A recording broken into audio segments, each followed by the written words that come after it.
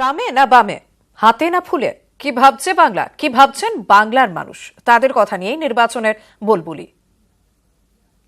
কিংবা 5 বছর তার মধ্যেই মানুষের মধ্যে অত্যন্ত গুরুত্বপূর্ণ এবং জনপ্রিয় হয়ে পড়েছে টোটো।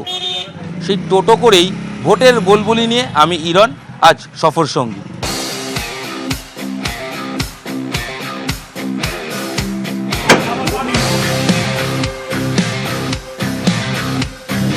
ভোট আসছে, তো কি ভাবছেন, কি ইস্যু, কি মাথায় রাখছেন ভোট নিয়ে? কিছু রাখছি না, নিজে খাটবো, নিজে খাবো, কাউকে ভোট দেবো না। শহরটাকে উন্নতি হোক, আমি এটাই চাই। কর্মসংস্থানটা হওয়াটা তো দরকার, না হলে দেশের গরিব বেকার ছেলেরা কি করে যায়? আমরা রাজ্যের উন্নয়ন যারা দায়িত্বে আছে তাদের দেখেই আমরা ভোট দেব, যে সরকার আমাদের পাশে থাকবে।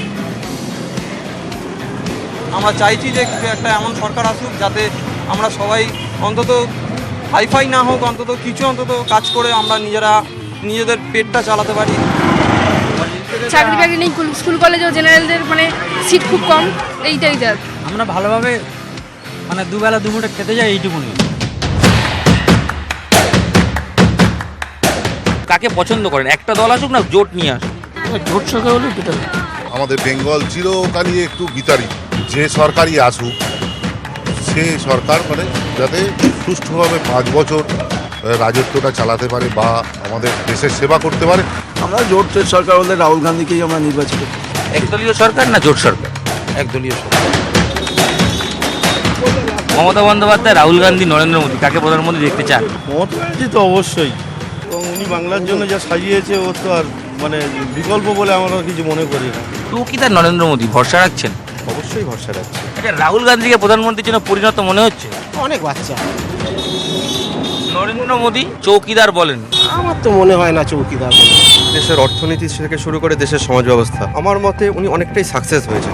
নরেন্দ্র মোদীকে চৌকিদার যদি হতে নিরা মোদী চলে যেতে পারতো না। ব্যাংক ঋণগুলো নিয়ে এদেশের যে সমস্ত মুনাফাখোররা তারা পালিয়ে যাচ্ছে, কোটি কোটি টাকা, গরিব মানুষদের কিচ্ছুই করেনি। কেন্দ্রে যে সরকার আছে তারা এই জাত নিয়েই তো তাদের রাজনীতি, এছাড়া তো কোনো উন্নয়ন আমরা দেখতে পাইনি 5টা বছর। শিওরে ভোট যুদ্ধ।